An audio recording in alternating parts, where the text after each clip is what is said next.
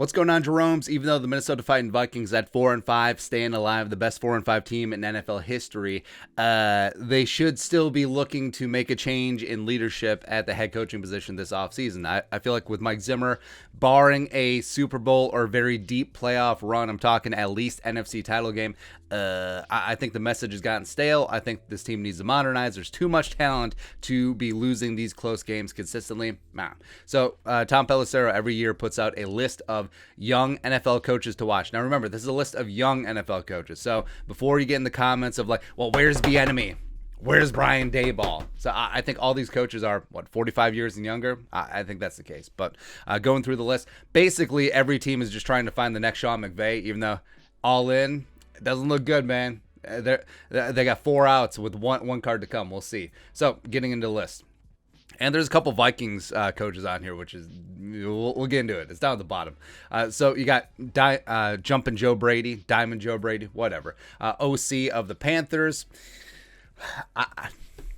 I understand the hype around his 2019 LSU season where he was the offense coordinator there. He has NFL experience before that and has been the OC of the Panthers for the last 2 years. But I don't know, man. The Panthers offense last year, with Teddy. And this year with Darnold, and we'll see what happens with Cam. But I feel like this is a little bit of cart before the horse. And also, yes, offensive X's and O's guru. Like, how is he at people management? How is he at managing an organization? That's what I want to know. But that's why I'm a little bit drawn back on Joe Brady. The young Wunderkind, I'm sort of away from that. Like, give me someone with a little bit of salt and pepper in the beer. That's why I like Daboll. That's why I like Bieniemy. But we'll see. Matt Campbell, who's built up a nice program at Ames, taking over for Rhodes, and you're never going to win consistently at Ohio State. In Iowa State. We went through almost all the states. We said Ohio State. We almost said Indiana State, and then we finally settled on Iowa State. Nailed it. Because the Cyclones, I don't think that you'll ever build a dynasty there. I don't think you'll ever consistently be on the level of Iowa. So that's why I don't think that he'll be there long term. Yes, he's a program builder. Yes, I think that he's a solid leader of men. I think he's got a good offensive acumen as well. And plus, I think that his style would fit in the National Football League. Plus, Matt Campbell head up I-35. Kene and Wangu reunited. And it feels so good. Don't bring Brock Purdy, though. That's all. Titans OC, Todd Downing. Wow. So the fact that Todd is on this list is pretty amazing. And respect, the Titans offense has been pretty solid, even though they've been missing Derrick Henry. And this is Downing's second time calling plays. He was OC with the Raiders in 2017. He was also the Vikings tight ends coach for a hot second. Didn't quite work out, but the pride of Eden Prairie. Remember, he got to start as a high school coach. Not even a high school coach, an assistant high school coach at Eden Prairie. So, respect to Todd Downing, taking over for Arthur Smith. That is a very hard act to follow in Tennessee, but we'll see. The Giants' assistant head coach, defense coordinator Patrick Graham.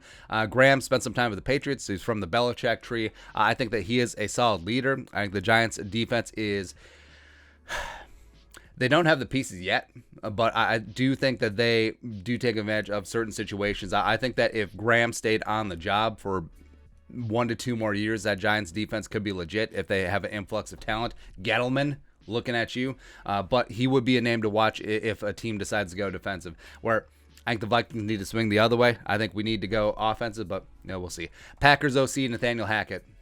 Now, guys like Hackett are a little bit difficult to parse out because the 14-year-old boy...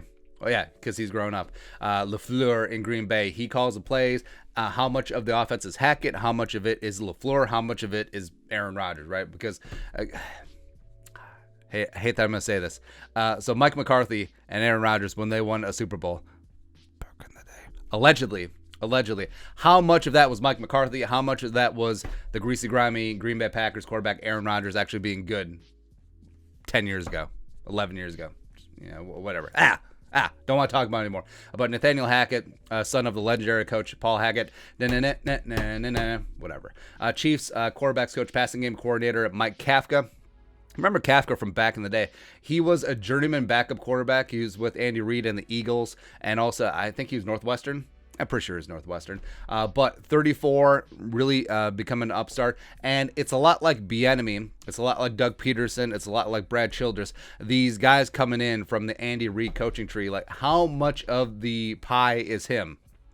how much of the play calling is them, how much of the offense is them, etc. But Patrick Mahomes starting to look pretty good. Patrick Mahomes plus 3,000 to win NFL MVP, by the way. No one's run away with that trophy. But if they get things going again, I think that Kafka could get a look. I think that Bieniemy could get a look at least. Kafka at least get looking at interviews. Buccaneers OC Byron Leftwich. Now, Bruce Arians has been very adamant that even though BA has an offensive background, no risk and no biscuit, a lot of the offense has been Byron Leftwich. And I think that Leftwich working together with Tom Brady, even though Leftwich is younger than Brady, which is hilarious at 41, I think that they've really put together a nice offense, except for against Washington. But yeah, Leftwich. Man, I remember Leftwich coming in from Marshall. I think it was against Akron. He broke his tibia, and his offensive lineman had to carry him down the field, which they probably should have done anyway because his mobility was nil. Plus, he had the longest windup I can ever remember of a starting NFL quarterback. It was just like he makes Trevor Lawrence look like Kurt Warner. Just like, it's great, man. It's great. Yeah, I love Leftwich too. Gerard Mayo, 35. Now, the Patriots don't really have a defensive coordinator by name. Yeah, Belichick oversees that side of the ball. I don't think they've had one since Patricia. I don't even think Patricia's the defense coordinator anymore. But Gerard Mayo, linebackers coach, spent 8 years with the Patriots as a linebacker as well. The pride of Tennessee. He's a young up-and-coming name. Him and Aaron Glenn of the Saints, two defensive guys that were really stud players back in their day, rising up the ranks. Kellen Moore, of course. Now, Kellen Moore has really taken over the Cowboys offense. Even though Mike McCarthy does have an offensive background, it's Mike McCarthy. And Kellen Moore has done great with Dak.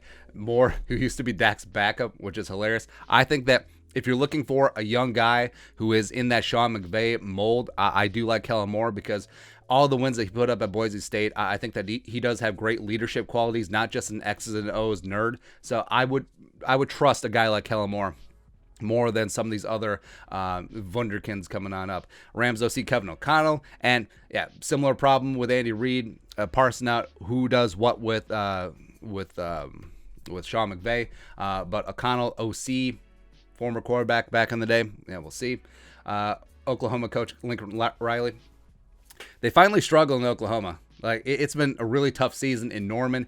They've had quarterback issues after that run of great QBs with Baker and Kyler and Jalen Hurts. I think it may be time for Lincoln to get off the pot. I think that he may, as weird as it sounds, I think that Lincoln may move to a larger college program, whether that's LSU, whether that's USC. Now, would his brand work in the NFL? I think that it would. But we'll see.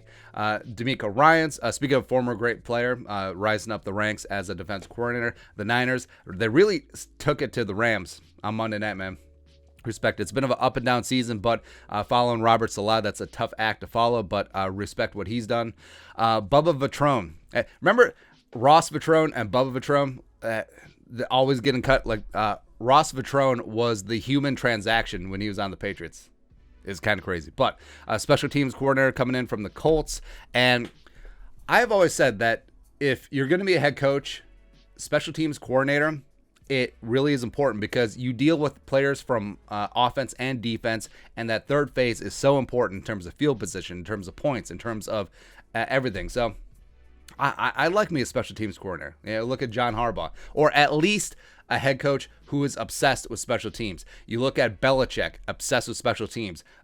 Have him talk about long snappers for 10 minutes or left-footed punters, why they're so big. Bill Parcells has said consistently that if he's taken over a bad team, the first thing you do is improve the special teams because that will get you competitive right away. Everything else will take care of itself. Now, I'm sort of surprised that all of that didn't rub off on Mike Zimmer, but yeah, whatever. But Ryan Ficken is doing good things. Oh, more on Ryan Ficken in a sec. So, looking through the rest of the list, a lot of random names, a lot of names that you have recognized. Brian Callahan is in there. Ryan Day, the former, was he with the Texans? He might have been. John D. Filippo, JDF, Bears passing game coordinator. Yeah, Justin Fields is going to give everyone jobs. What about the Bears passing game just like strikes you as like, hey, that looks really good before Justin Fields got in there and just started going YOLO, huh? Well, what's up? Ken Dorsey, 2001 Miami Hurricanes, what up? Has been the QB coach. PGC under Dayball with the Bills. What else we got here? Heath Farwell? Ooh, jumping Heath Farwell. Come on, man. Viking special teams legend Heath Farwell getting things done in Buffalo, working with Leslie Frazier and company yet again. We're getting the band back together. Viking special teams coordinator Ryan Ficken. Hello. First year on the job as a special teams coordinator. Maybe. PJ Fleck is also on this list, even though he just signed like a 75-year extension with the Gophers and then promptly went out and lost to Illinois and lost to Iowa.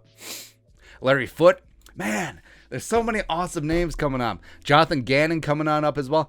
Apparently, he is not related to Rich Gannon.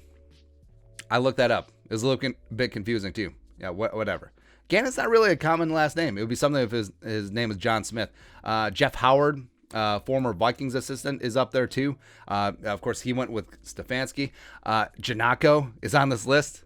I like that Janako is listed on this list before Clint Kubiak, even though, whatever. Maybe Clint Kubiak, if the offense gets consistently good, I think that it can reach some high highs, but he's in a bit of a precarious spot because I don't think that the Vikings would just give him the head coaching job. I don't think that's in the cards, barring a massive turnaround on offense. But I think that there is still a very significant chance that there will be a coaching change this offseason. Now, would that head coach keep Kubiak?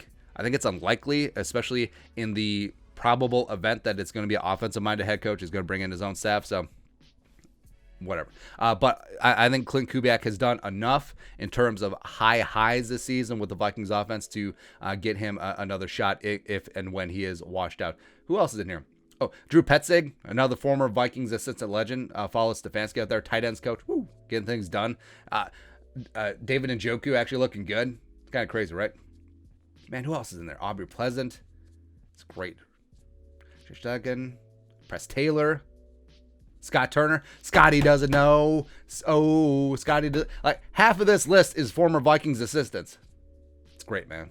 Anthony Weaver. Woo! Come on, man. Get some.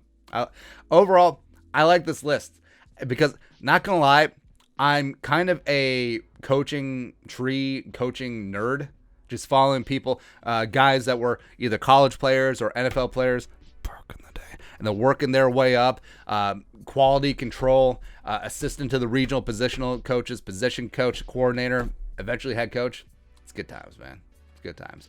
But let's know your thoughts on our thoughts. Take a look at Tom Pelissero's young NFL coaches to watch list. Let us know in the comment section below. Don't hire PJ. I mean, PJ's brand works in college. Let him coach the Gophers. Keep building and expanding that program.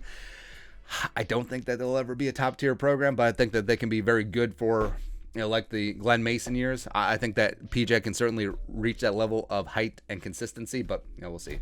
Let us know in the comment section your thoughts. Whatever. Skull, production value.